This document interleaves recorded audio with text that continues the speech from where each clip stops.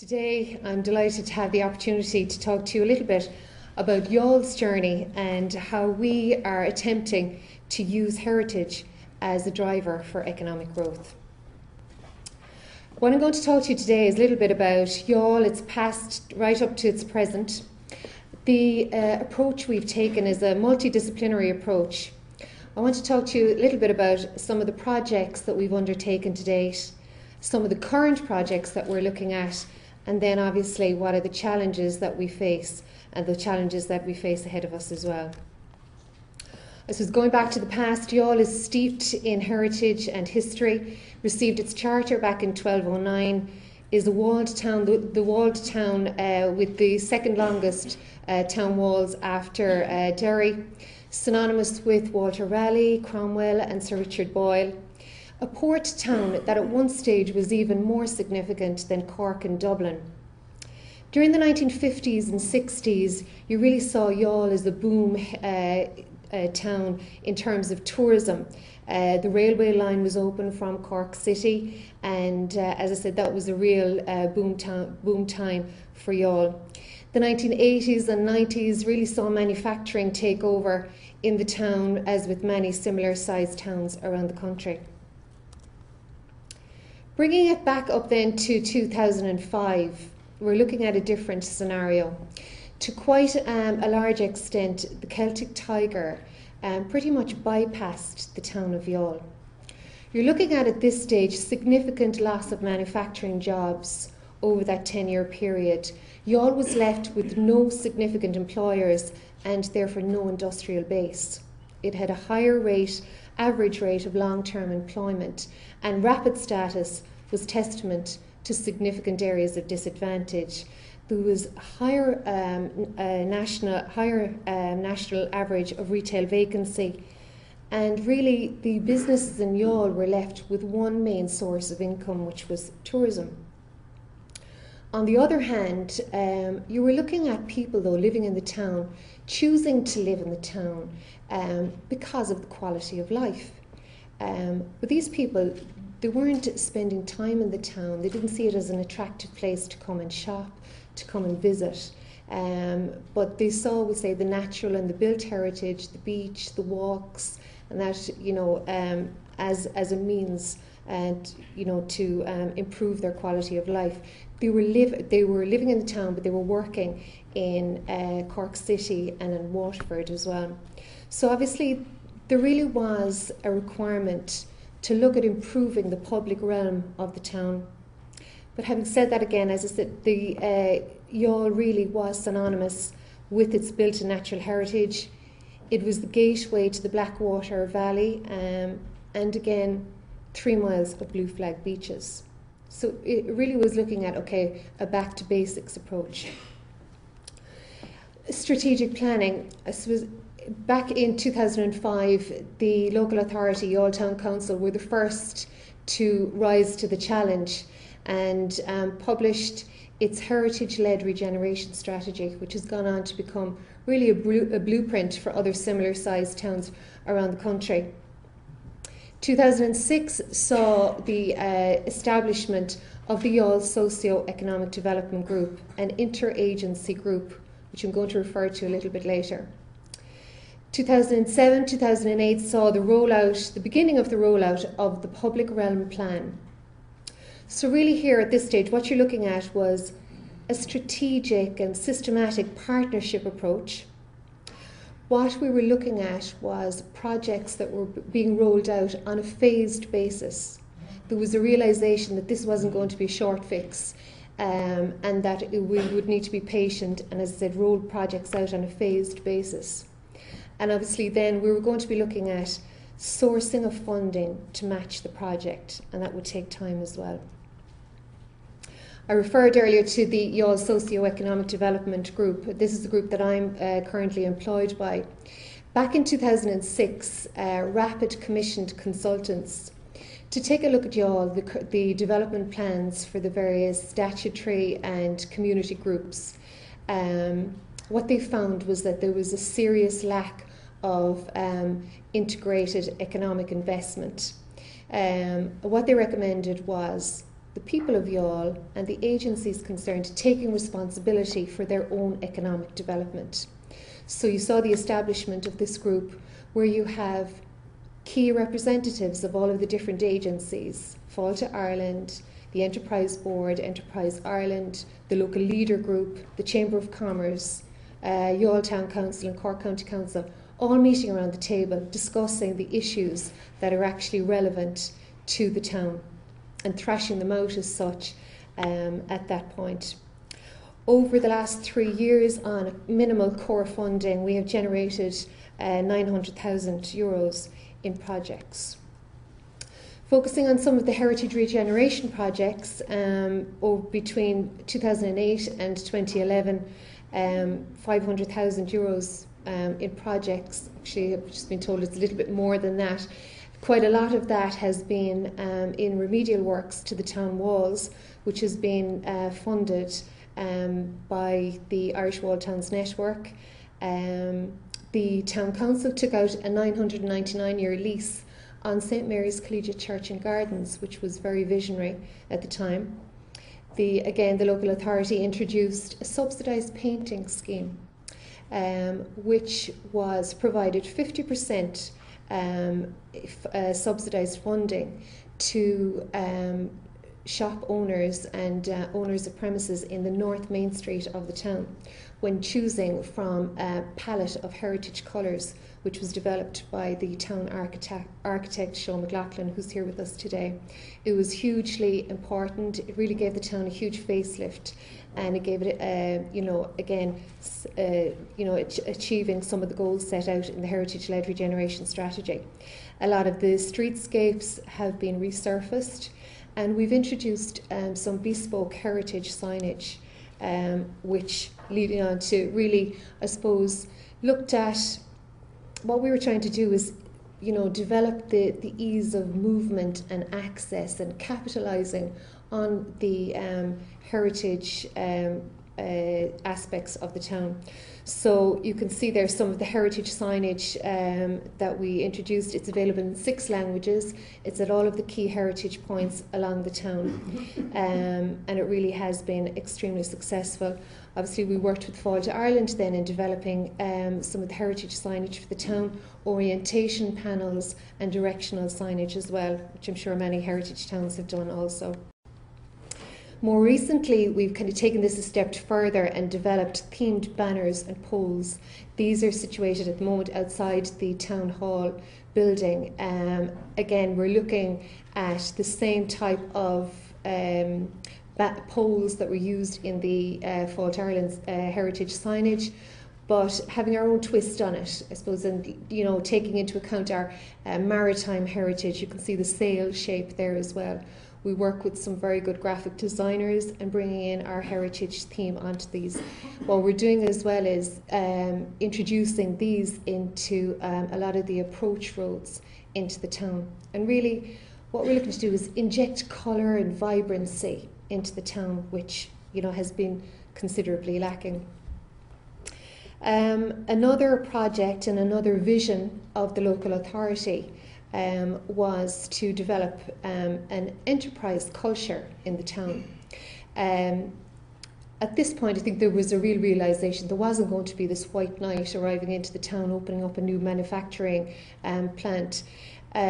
So in the historic core of the town, there was a 19th century old convent that the local authority redeveloped into, as I said, an enterprise centre to nurture small business, provide them with a business environment where they could, really, I suppose, try to do it for themselves.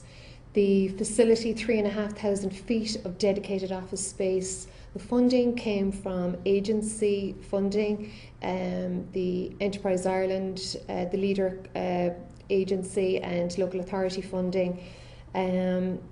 It's a really high-spec building now, has 15 people in full-time employment across a range of industries.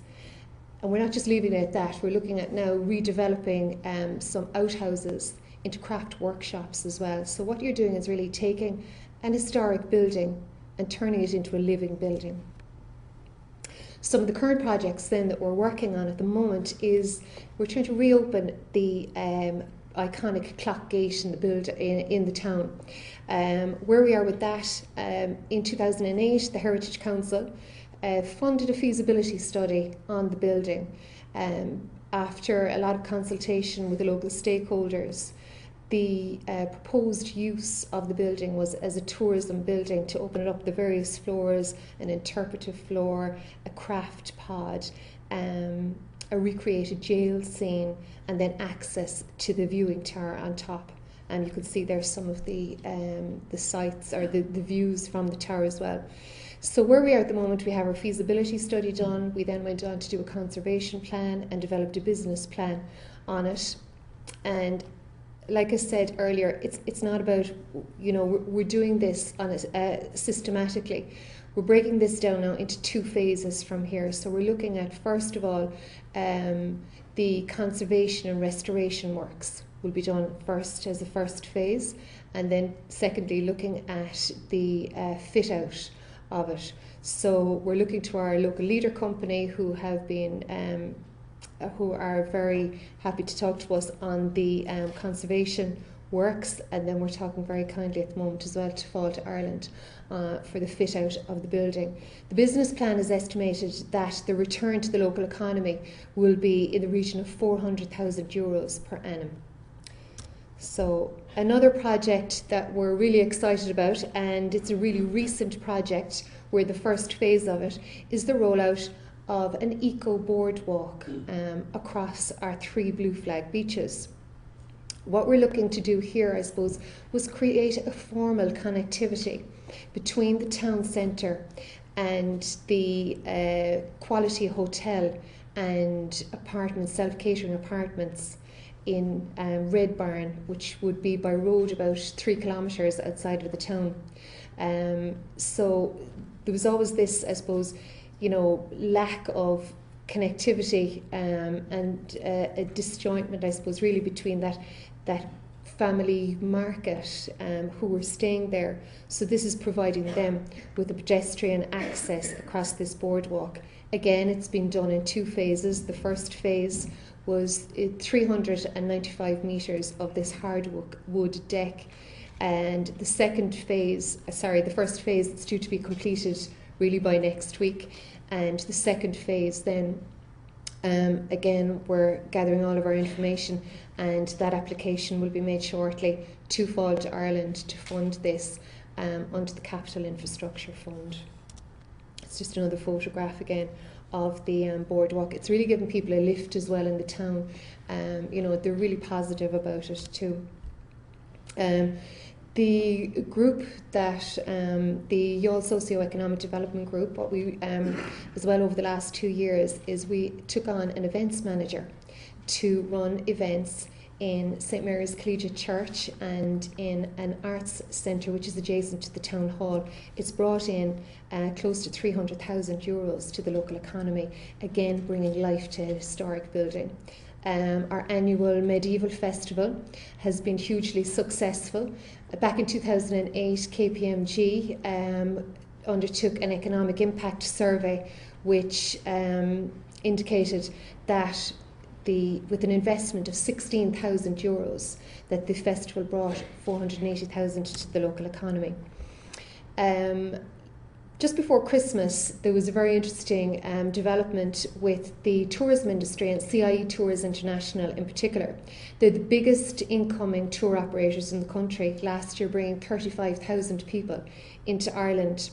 They undertook a familiarisation trip of Youghal and were hugely impressed with the investment in heritage, the formal heritage trail that has been developed, and undertook a couple of trips themselves, and they have guaranteed that they will now bring 2 tour series to Youghal in 2012 and up to 5 tour series in 2013 to Youghal to undertake the guided tour. So again, in 2012 alone, we are looking at 176,000 minimum to the local economy on the basis of this. And these figures are generated, or we have gathered these figures based on the Fáilte Ireland per diem spend research template. Again, the local authority has invested hugely, and really, I suppose, form part of their marketing strategy is investment in the town and its fight against litter control.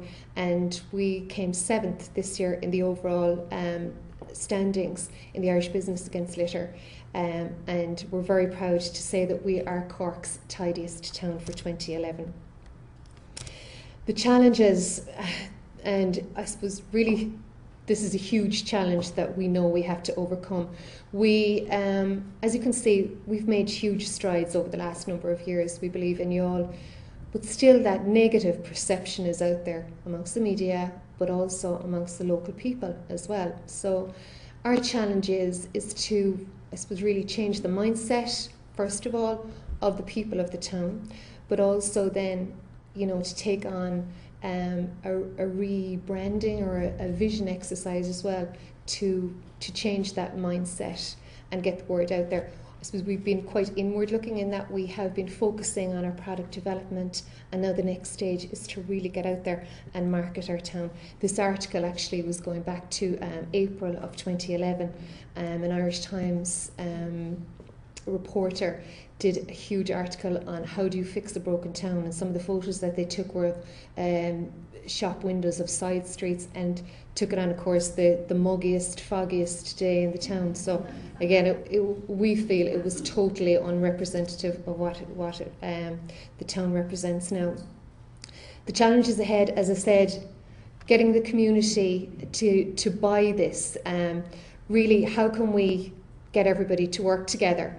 Again, there's a lot of different sort of factions within the community who feel that they have the right approach. Sometimes maybe they feel that things aren't happening quick enough, but our challenge is to actually sell that idea to it, that this is the correct approach, and the investment in heritage. Again, the cuts to funding, it's going to be a huge challenge to us. And also the tourism projections from Fáilte Ireland, saying that we actually are hugely reliant on the domestic market, and that spending, while there are more people holidaying at home, they're spending a lot less. The uncertainty with the euro, that the UK market are planning on staying at home in 2012. Having said that, what Fáilte Ireland have actually said is that maybe they would consider part of their staying at home and seeing Ireland as part of that, actually, that market as well. And really, so what we're looking at is to try and target the overseas higher spending visitor as well. So that's the end of it. So I hope you all enjoyed it. Thank you very much.